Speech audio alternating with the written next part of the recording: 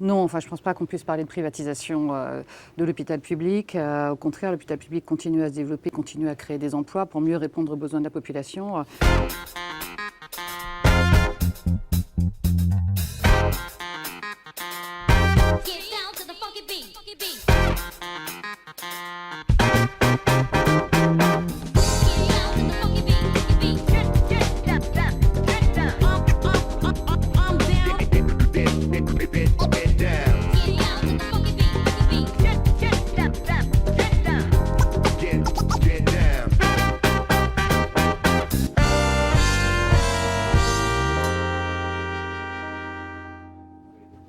Bonjour Véronique Anatole-Touzé. Bonjour. Alors vous êtes directrice générale du Centre hospitalier universitaire, ou autrement dit CHU de Rennes.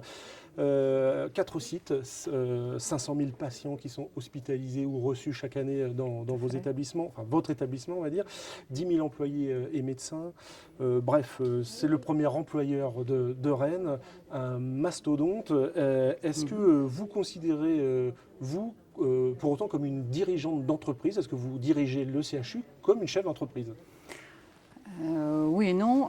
D'abord non, parce que le CHU de Rennes, comme tout hôpital public, n'est pas une entreprise, c'est un service public. C'est un hôpital public et un service public, donc il y a des missions de service public que n'a pas une entreprise. Il y a à ce titre aussi des contraintes d'ailleurs que n'a pas une entreprise. Mais en revanche, dans la politique mise en œuvre par le CHU, nous avons l'esprit d'entreprise, c'est-à-dire que nous sommes à la fois créatifs, réactifs, adaptatifs. On l'a bien montré dans la gestion de crise et nous menons des politiques à la fois qui conduisent à définir des stratégies de développement de l'offre de soins, des stratégies de gestion aussi et de management qui font comme priorité à la fois la qualité de vie et de travail des professionnels, mais également la qualité de prise en charge, bien sûr, des patients, qui est au premier rang du service client, d'une certaine manière, que nous devons aux malades, à la population. Et donc, en ce sens, il peut y avoir des proximités avec la gestion d'un dirigeant d'entreprise. Un CHU, on l'a dit, c'est un lieu qui rassemble à la fois du personnel administratif, des médecins, des chirurgiens, des populations qui sont très diverses. Est-ce que c'est facile de les faire cohabiter ? Et puis, est-ce que d'ailleurs, quand on est directrice générale du CHU, on dirige des médecins ? C'est une bonne question. Oui, on dirige, mais avec la diplomatie et le sens du compromis et du consensus qui est nécessaire dans la gouvernance de notre CHU.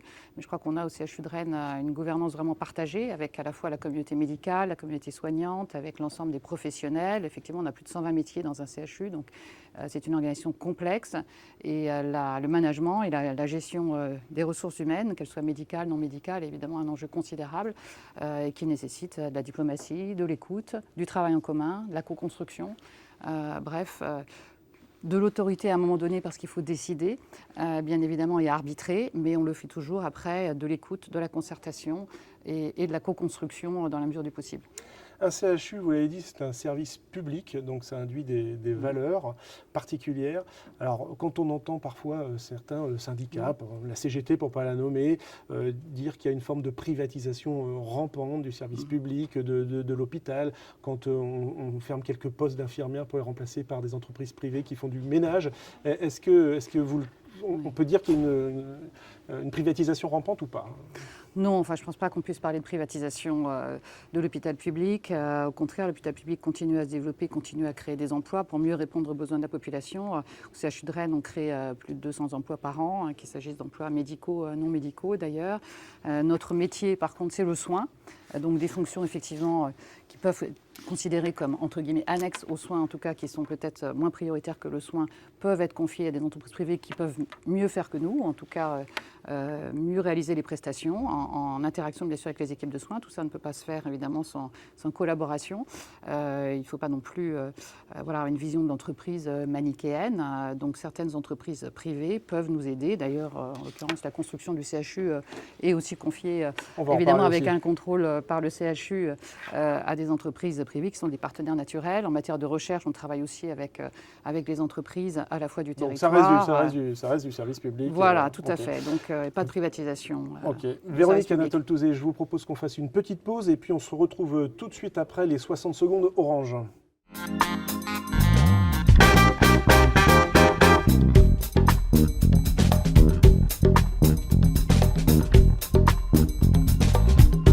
Nous disposons de plus en plus de data dans les hôpitaux, tout simplement parce qu'il y a de plus en plus d'appareils de mesure connectés, comme les électrocardiogrammes ou les respirateurs.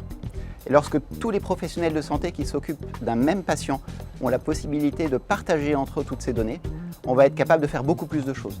On va pouvoir être plus réactif dans la prise en charge des soins, on va pouvoir personnaliser davantage le suivi médical et on va pouvoir aussi optimiser le fonctionnement interne des hôpitaux. Notre métier consiste tout simplement à gérer le voyage des données pendant tout leur cycle de vie. Alors, par exemple, on stocke les données dans le cloud, on les transporte avec nos réseaux, on permet aux professionnels de santé de les partager entre eux, et puis surtout on les sécurise pour qu'elles soient accessibles aux seules personnes qui doivent y avoir accès. La 5G va nous permettre d'améliorer la qualité des consultations médicales vidéo, dont le nombre a littéralement explosé sur l'année écoulée. Elle va nous permettre aussi de multiplier les capteurs médicaux. Et puis si on pense à un petit peu plus long terme, on pourra imaginer des salles d'opération connectées qui permettront aux meilleurs spécialistes d'intervenir partout sur la planète, même à distance.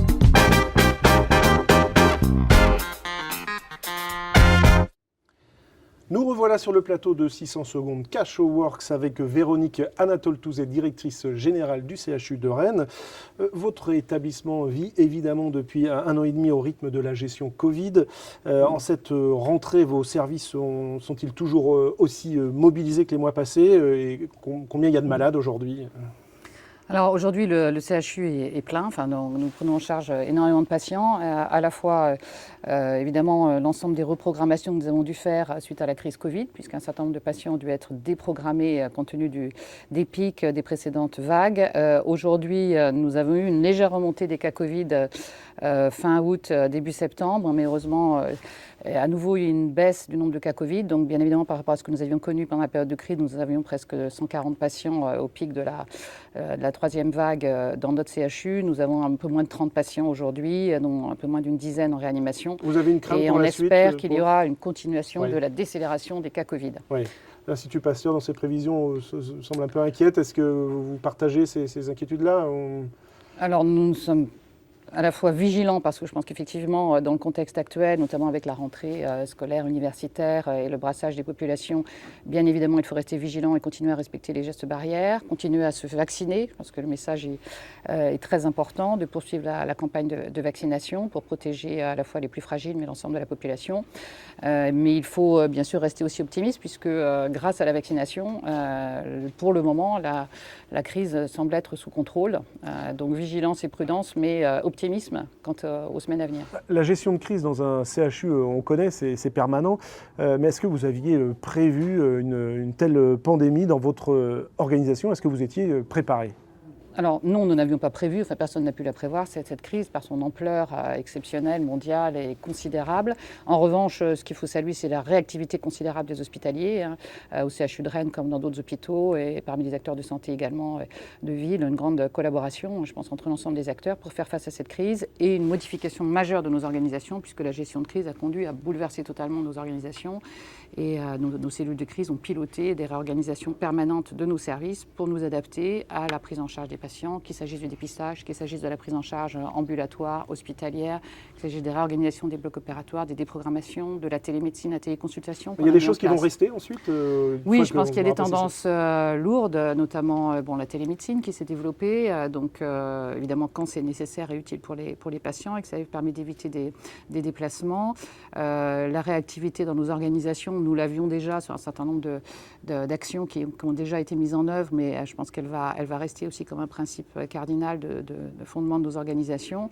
Une gouvernance de plus en plus aussi concertée et partagée, je pense que c'est un point fort, même si nous l'avions déjà mis en place au CHU de Rennes. Et s'agissant des projets, le CHU est en pleine phase de modernisation qui doit vous amener un projet de reconstruction jusqu'en 2029 avec la fermeture de l'hôpital Sud. Est-ce que cette crise va changer quelque chose dans ce projet ? Et je pense aussi d'un point de vue financier, c'est une enveloppe de 600 millions d'euros. Est-ce que la facture sera un peu plus lourde ? Et on parle notamment de la pénurie des matériaux en ce moment. Tout ça, est-ce que ça va jouer ? Alors d'abord, on n'a pas pris de retard pendant la gestion de la crise et je pense que c'est très important. C'est une grande fierté que nous avons collectivement d'avoir tenu nos délais. Nous avons commencé les travaux préalables à la reconstruction et nous tenons nos délais dans l'opération de reconstruction qui est effectivement indispensable pour les patients comme pour les professionnels. En ce qui concerne l'évolution du projet sur le plan financier, bien sûr, comme tous les projets de grands travaux, aujourd'hui il y a une évolution du coût de l'indice de construction qui est importante. Oui. Donc ça impactera bien sûr le coût du projet. De quelle ordre vous savez déjà on est en train de le chiffrer dans le détail, mais on sait effectivement de plusieurs pourcents. Enfin, c'est pas neutre, hein. Oui. C'est de l'ordre de 3 à 4%, donc c'est pas neutre sur l'ensemble de l'enveloppe financière du projet, mais je pense que ce projet reste indispensable. Il est vraiment essentiel pour la population, il est essentiel pour la qualité des conditions de travail des professionnels, et donc on est très fiers de pouvoir le mener à bien dans les délais prévus. Véronique Anatole-Touzé, le temps file très vite. Je vous propose qu'on fasse une nouvelle pause, cette fois-ci avec la Minute Hello Work.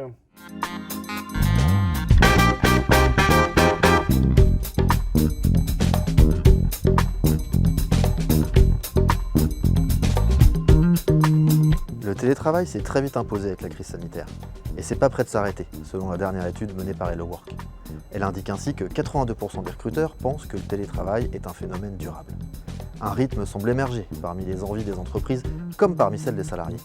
2 jours à distance et 3 jours en présentiel chaque semaine.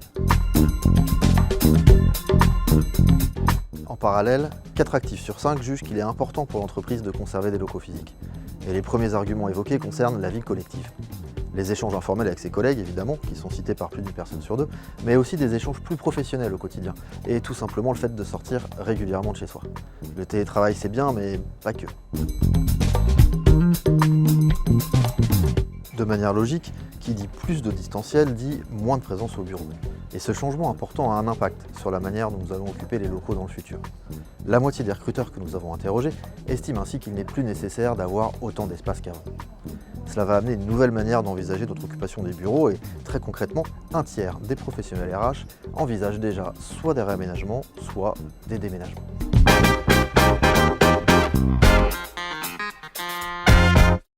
Retour sur le plateau de 600 secondes cash. Véronique Anatole-Touzé, on a une petite tradition dans cette émission, on prépare une petite surprise à nos invités. Alors évidemment, on ne va pas déroger à la règle. Formidable. Voilà. Vous noterez ce magnifique paquet cadeau qui ressemble un peu, d'ailleurs, à pêche à la ligne, m'a-t-on fait remarquer ce matin. Avec pourquoi pas. Jean-Paul Belmondo, évidemment, c'est d'actualité. C'est ça, je vous laisse l'ouvrir. Très bien. Écoutez, merci pour cette attendez surprise. d'ouvrir. Ah bon. Voilà. Ah oui, bien sûr. Alors, expliquons ce que c'est. Nominoé. Voilà. Alors, c'est d'abord une crème de nuit, mais évidemment, vous n'en avez pas besoin, malgré votre rythme. Si. En revanche, cette marque doit vous parler, puisque tout Nominoé, à fait. qu'est-ce que c'est? Nominoé, c'est le fonds de dotation du CHU, et je voudrais saluer d'ailleurs les mécènes qui s'impliquent dans Nominoé. On a plus de 1000 mécènes, à la fois des entreprises, des chefs d'entreprise. Jean-Paul Legendre est président du cercle des mécènes, et des scientifiques, bien sûr. L'ensemble des médecins hospitaliers universitaires sont très impliqués dans le fonds Nominoé. Et il permet d'améliorer au quotidien la prise en charge des patients, bien sûr, avec des actions qui sont en plus évidemment de tous les financements que l'on fait. On investit plus de 35 millions d'euros au CHU tous les ans, mais le fonds Nominoé a permis des actions concrètes pour améliorer le quotidien et dans les services. On a pu construire une biobanque, on a pu également financer la rénovation des maisons des parents, on développe des actions d'amélioration des conditions de travail pendant la crise, des bulles permettant aux soignants de se reposer, à titre d'exemple, dans les services, de s'isoler. Parce que cette crise a été quand même très épuisante pour l'ensemble des professionnels, des salles Snoezelen aussi pour les malades en soins palliatifs. Le partenariat public-privé, c'est un peu l'avenir aussi Oui, en tout cas sur ces actions-là, je pense que c'est très important. Puis on a la chance en Bretagne d'avoir une grande solidarité à la fois du monde de l'entreprise, des services publics, et l'hôpital public et le CHU est très impliqué dans cette politique d'ouverture aussi au monde économique. Je pense que c'est très important. On est bien sûr un acheteur aussi majeur sur le territoire, un constructeur aussi d'une certaine manière, et donc on favorise aussi le développement économique de la région Bretagne, et je crois que c'est une grande fierté. Écoutez, on va rester sur ce message optimiste et positif. Merci beaucoup Véronique Anatole-Touzé pour cet échange. Merci d'accepter cette invitation. Merci pour la surprise. Je vous en prie. Et je vous retrouve très vite pour une nouvelle émission de 600 secondes cash avec un autre invité.